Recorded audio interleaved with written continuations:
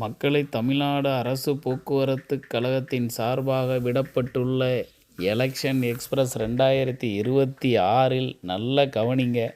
அண்ணன் பாண்டே அவர்கள் அழகான ஒரு பதிவு விட்டிருக்காங்க யூடியூப்பில். தாவேக கட்சி நிறுவனருமான அண்ணன் விஜய், டிவிகே கட்சி விஜய் அவர்கள் 50% வாக்கு வங்கிகளை பெற்றுவார்.